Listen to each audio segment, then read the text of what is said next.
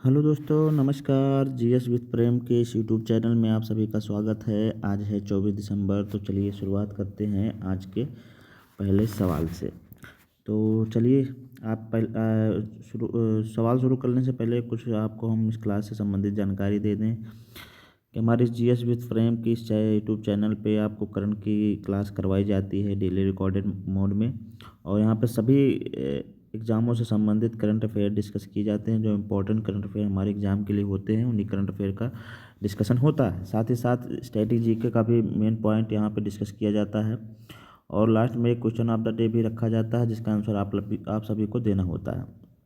तो यहाँ से आप जुड़ के आप अपने करंट को एकदम मजबूत कर सकते हैं। करंट से संबंधित आपकी सारी जितने भी सवाल बनेंगे, यहाँ से आपके सारे क्वेश्चन क्लियर होंगे। तो आप लोग हमारे इस जीएस विथ प्रेम की यूट्यूब चैनल को सब्सक्राइब कर लें तथा अपने दोस्तों को भी इसे शेयर करें। और साथ साथ इसका नोट्स भी बनाएं आप लोग। निश्चित ही यहाँ कोई भी क्वेश्चन यहाँ से बाहर नहीं जाने वाला है, क्योंकि आने वाले एग्जामों में लेखपाल की भर्ती, होमगार्ड की भर्ती, तमाम ऐसे एग्ज़ाम लगे हैं, और जूनियर असिस्टेंट की भर्ती, तो उसके लिए ज़्यादा से ज़्यादा इम्पोर्टेंट यहाँ के सवाल हो सकते हैं। तो आप लोग हमारे इस चैनल से जुड़े, और जल्द ही हम लोग जीएस का भी सेगमेंट नए साल से स्टार्ट करने वाले हैं। तो आप लोग हमारे इस चैनल से जुड़े और इसका लाभ उठाएं। तो चलिए शुरुआत करते हैं आज के पहले सवाल से। आज का पहला सवाल है कि बंदरगाह और जहाज़ों की सुरक्षा के लिए सरकार किसका निर्माण करेगी। यहाँ बंदरगाहों और जहाज़ों की सुरक्षा के लिए सरकार किसका निर्माण करने जा रही है। तो आइए इसका ऑप्शन देख लेते हैं। ऑप्शन नंबर ए, बंदरगाह सुरक्षा ब्यूरो। ऑप्शन नंबर बी, पोत सुरक्षा योजना। ऑप्शन नंबर सी, बंदरगाह पोत योजना। ऑप्शन डी, जलमार्ग पोत योजना। तो इसका राइट आंसर होगा ऑप्शन नंबर ए, बंदरगाह सुरक्षा योजना। जी हाँ, बंदरगाह सुरक्षा योजना के तहत सरकार बंदरगाह और जहाज़ों की सुरक्षा करेगी। आइए इसकी व्याख्या हम लोग जानते हैं, अगले स्लाइड पे देखेंगे। सरकार एक वैधानिक निकाय के रूप में बंदरगाह सुरक्षा ब्यूरो की स्थापना करेगी। पीओपीएस बंदरगाह जहाजरानी जलमार्ग मंत्रालय के अधीन कार्य करेगा। इसका model bureau of civil aviation security पर आधारित होगा। मुख्य फोकस क्षेत्र में जोखिम आधारित सुरक्षा, खुफिया जानकारी साझा करना और साइबर सुरक्षा शामिल है। सीआईएसएफ बंदरगाहों के लिए मान्यता प्राप्त सुरक्षा संगठन के रूप में कार्य करेगी। इस कदम से भारत के समुद्री, आर्थिक और राष्ट्रीय सुरक्षा ढांचे को मजबूती मिलती है। केंद्रीय औद्योगिक सुरक्षा बल सीआईएसएफ, जी हाँ सीआईएसएफ, केंद्रीय औद्योगिक सुरक्षा बल वर्तमान में बंदरगाहों की सुरक्षा देखता है। तो यहाँ पर हम लोगों ने देख लिया कि बंदरगाह सुरक्षा ब्यूरो इसका निर्माण भारत में बंदरगाहों, जहाज़ों की सुरक्षा के लिए स्थापित किया जाएगा।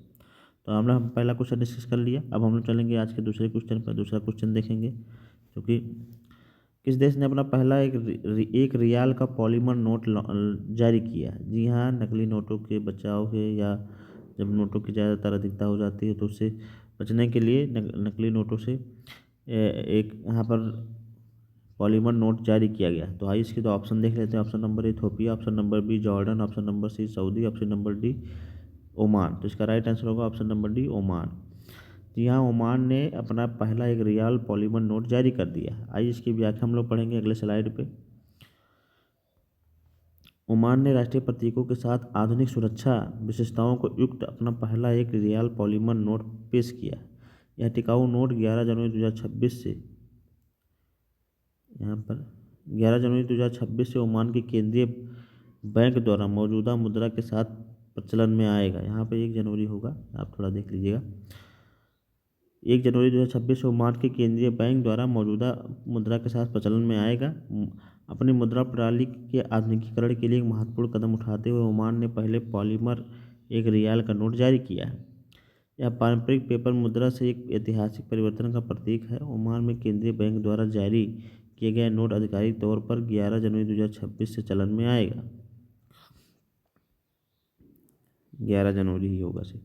इस नोट में ओमान बॉटनी गार्डन की मेहराबदार खिड़कियों से प्रेरित एक पारदर्शी खिड़की, लोबान के पेड़ों की आकृतियाँ वाले रंग बदलने वाली पन्नी, केंद्रीय बैंक लोगों के इंद्रधनुषी रंग बदलने वाले स्याही का उपयोग किया गया है। तो यहाँ पर हम लोगों ने देख लिया कि ओमान में जो है आधुनिक सुरक्षा विशेषताओं से युक्त पहला रियाल का पॉलीमर का नोट पेश किया है, और यह जो नोट है 11 जनवरी 2026 से चलन में होगा। हाल ही में पीएम मोदी ओमान की यात्रा पर थे। वहीं पर उन्हें 29वां विदेशी सम्मान भी मिला, जो कि ओमान का सर्वोच्च नागरिक सम्मान था। ओमान की राजधानी मस्कट है। तो ये भी हम लोग याद रखेंगे। हमारा दूसरा क्वेश्चन हो गया। अब हम लोग चलेंगे आज के तीसरे सवाल पे, तीसरा क्वेश्चन डिस्कस करेंगे। तीसरा सवाल है कि किस पर्वत श्रृंखलाओं की सीमाओं को निर्धारित करने को लेकर पर्यावरण के लिए नुकसानदायक बताया जा रहा है। जी हाँ, इसमें यह चर्चा का विषय बना हुआ है पूरे भारत में, और इसके बारे में चर्चा करनी जरूरी है थोड़ा। किस पर्वत की श्रृंखला की सीमाओं को निर्धारित करने को लेकर पर्यावरण के नुकसानदायक बताया जा रहा है। इसके ऑप्शन देख लेते हैं। ऑप्शन नंबर 1 हिमालय पर्वत श्रृंखला, ऑप्शन नंबर बी अरावली पर्वत श्रृंखला, ऑप्शन नंबर सी अनाईमुड़ी पर्वत श्रृंखला, ऑप्शन नंबर डी सतपुड़ा पर्वत श्रृंखला। तो इसका राइट आंसर होगा ऑप्शन नंबर बी अरावली पर्वत श्रृंखला। जी हाँ, अरावली पर्वत श्रृंखला की सीमाओं को निर्धारित को लेकर पर्यावरण के लिए नुकसानदायक बताया जा रहा है। आइए इसकी व्याख्या हम लोग अगले स्लाइड पे देखेंगे, इसके बारे में जानेंगे। हाल ही में नवंबर 2025 में सर्वोच्च न्यायालय द्वारा स्वीकृत अरावली पहाड़ियों की एक नई आधिकारिक परिभाषा ने गंभीर विवाद उत्पन्न कर दिया है। पर्यावरण विशेषज्ञों को चिंता है कि नई परिभाषा अरावली की विशाल क्षेत्रों को संरक्षण को हटा सकेंगे, जिससे खनन, रियल एस्टेट प्रोजेक्ट्स और संरचनात्मक विकास के प्रति संवेदनशील बन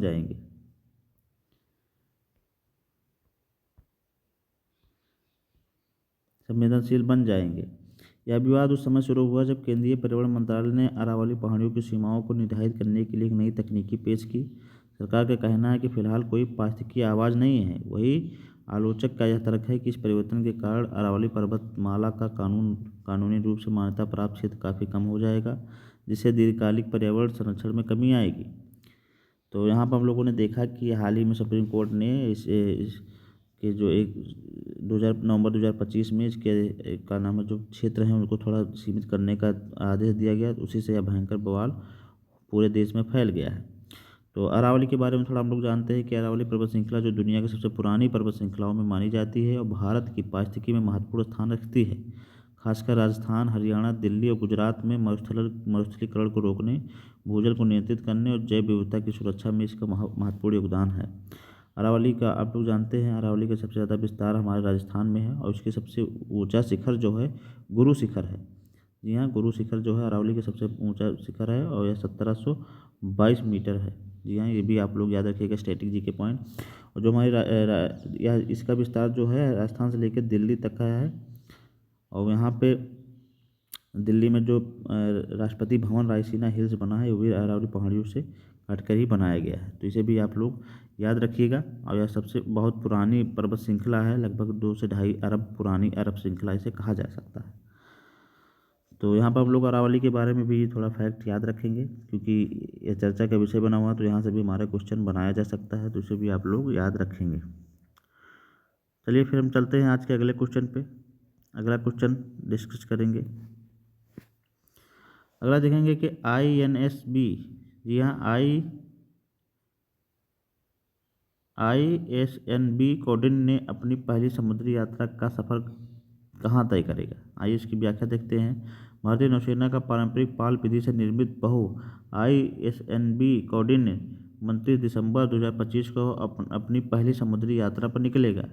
यह ऐतिहासिक पोत गुजरात के पोरबंदर से ओमान के मस्कट तक का सफ़र उन प्राचीन समुद्री मार्ग को प्रतीकात्मक रूप से पुनर्जीवित करेगी, जिसके माध्यम से सदियों तक भारत का हिंद महासागर क्षेत्र से गहरा जुड़ाव रहा है। तो यहाँ पर हम लोगों ने पहला देख लिया कि ISNB कोडिन ने अपनी पहली समुद्री यात्रा जो है वो गुजरात के पोरबंदर से ओमान के मस्कट तक का सफ़र शुरू किया है। तो इसे भी आप लोग याद रखिएगा। फिर अगला हम लोग देखेंगे कि हाल ही में विदेश मंत्री एस जयशंकर ने किस देश में 120 फुट की दोहरी कैरीजवे बेली ब्रिज का उद्घाटन किया है।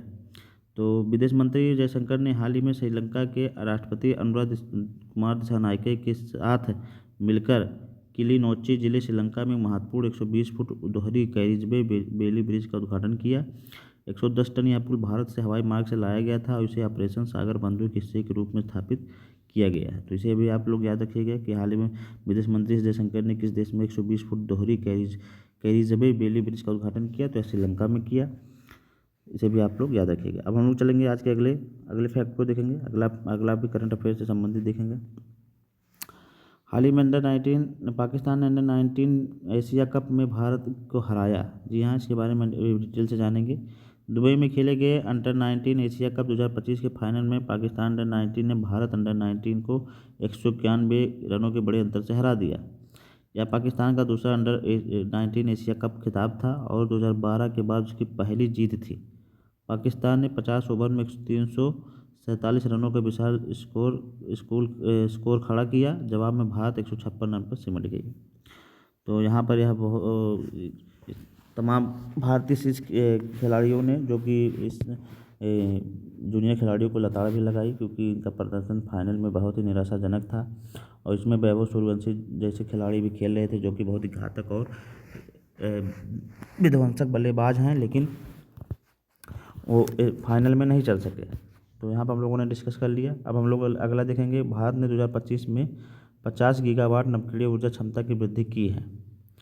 तो इसके बारे में जानेंगे कि भारत ने 2025 तक लगभग 2 लाख करोड़ रुपए के निवेश से नवीकरणीय ऊर्जा क्षमता में लगभग 50 गीगावाट की वृद्धि की है, जिससे कुल गैर जीवाश्म ऊर्जा क्षमता 262 गीगावाट पहुँच गई, जो कुल बिजली मिश्रण का 50% है। यह लक्ष्य 2030 के पेरिस समझौते से 5 वर्ष पहले हासिल कर लिया गया।